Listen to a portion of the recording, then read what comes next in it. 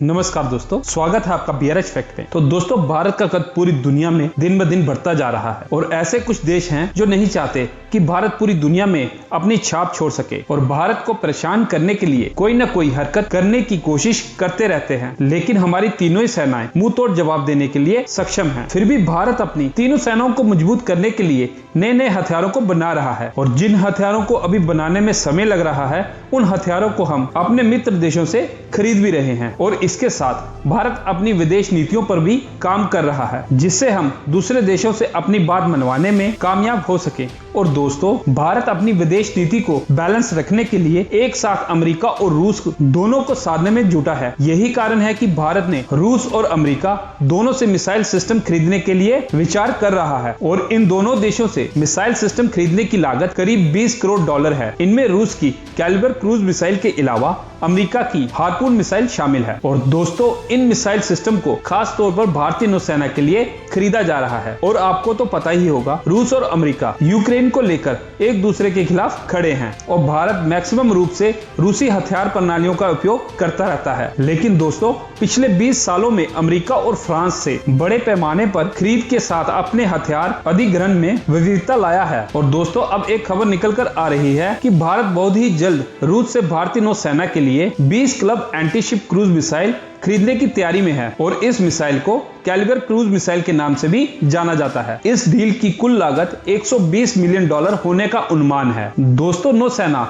कई सालों से क्लब मिसाइलों का उपयोग कर रही है और यह हथियार प्रणाली लंबे समय से भारतीय युद्धपोतों का प्रमुख हथियार बना हुआ है। कैलिबर मिसाइल को भारतीय नौसेना की फ्रिगेट, डिस्ट्रॉयर और पनडुब्बियों पर तैनात किया जा सकता है और ये दुश्मन के जहाजों के खिलाफ एक प्रमुख हथियार के रूप में काम कर सकती है। दोस्तों, रूस की कैलिबर क्रूज मिसाइल की एक यूनिट की कीमत $9,80,000 है। दोस्तों, जिस मिसाइल की मैंने आपको कीमत बताई है वह जमीन पर मार करने वाली मिसाइल की कीमत है। वहीं अगर हम एंटीशिप वेरिएंट की बात करें तो उसकी कीमत $6.5 मिलियन है। नो बैटर कैलिबर, जिसे 3M54-1 कैलिबर भी कहते हैं, एनपीओ नो बैटर द्वारा विकसित रूसी क्रूज मिसाइलों की एक फैमिली है। दोस्तों, एनपीओ एक रूसी कंपनी है जो लॉन्ग रेंज की एंटी एयरक्राफ्ट मिसाइल को डिजाइन करती है और इसकी स्थापना 1947 में हुई थी। इसे S-300V surface to air missile की 9M82 और 9M83 मिसाइलों को डिजाइन करने के लिए भी जाना जाता है। कैलिबर मिसाइल को पहली बार 1994 में इंडेक्ट किया गया था। दोस्तों, मिसाइल के शिप लॉन्च्ड, सबमरीन लॉन्च्ड और एयर लॉन्च्ड वर्जन भी हैं। दोस्तों, कंपनी के मुताबिक कैलिबर मिसाइल को 400 किलोग्राम वजन वाले वॉरहेड के साथ लॉन्च किया जा सकता है और इसकी मारक क्षमता की बात करें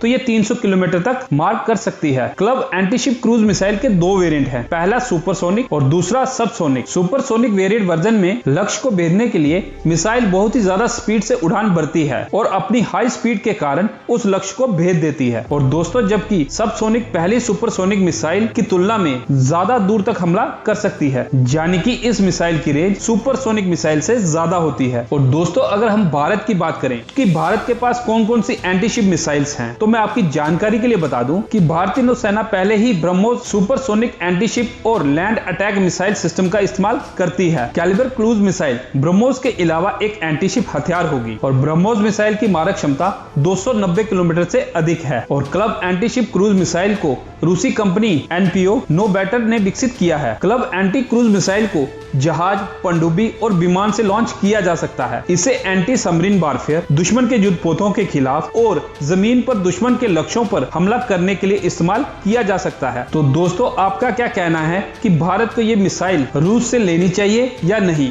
प्लीज कमेंट सेक्शन में अपने विचार जरूर बताना। और इसके साथ अगर आपको ये वीडियो अच्छी लगी हो तो इसे लाइक और चैनल को सब्सक्राइब कर देना। जय हिंद।